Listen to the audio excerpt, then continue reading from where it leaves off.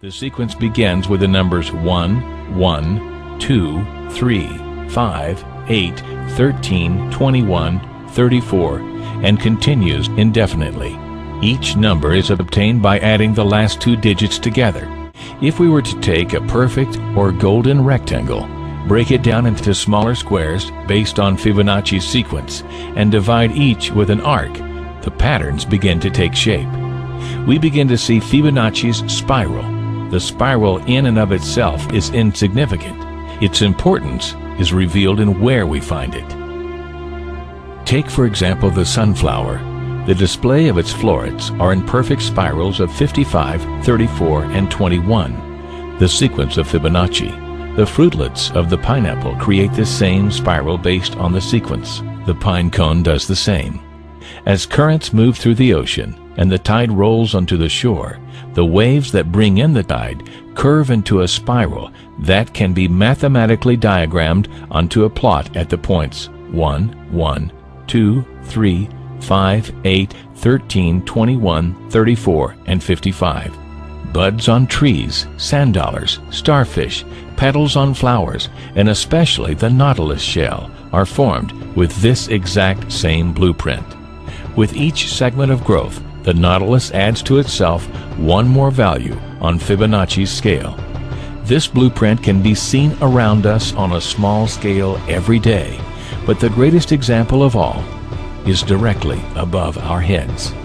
At an average of 100,000 light years across, even the spiral of the galaxies above us are formed with the exact design that the tiny shell is formed.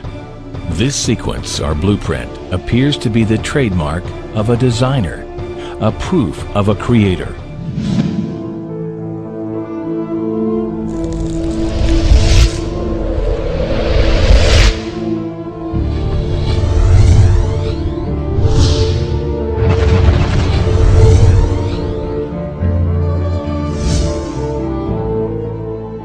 You speak about God. We call Allah God. What is Allah? Allah, from the Islamic perspective, means the God, the absolute, indivisible God. The Holy Quran says, "Qul huwa Allahu ahad." Say God is unique, one. Allahu Samad. God is independent. Nothing depends. He depends on nothing. Everything depends on Him. Lam yalid. He does not beget, nor is He begotten, nor is He born. This absolute God has no frame of reference. Frame of reference implies something that is bound within time, matter, and space. The problem with these arguments is we keep constantly debating on the issue of bringing God to the relative world. The relative world cannot exist without an absolute creator, and that's the argument. You keep arguing on the issue of God in the relative sense. God is not transient. He is the necessary existent. We are the transient existent.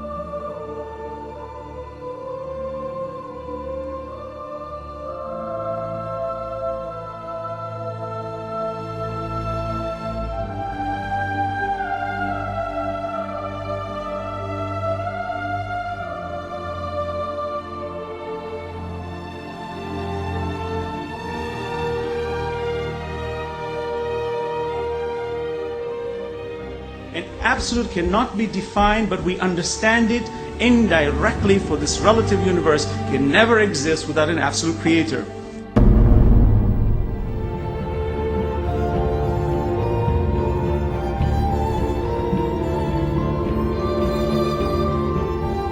Holy Prophet Muhammad is made to say, قُلْ هُوَ اللَّهُ أَحَدٌ. Say, He is God, the one and only. He said, Ahad, one and only. Jesus said, Ikhad, meaning one and only. Moses said, Ikhad, meaning one and only. What is the difference? It's the same word, meaning the same thing.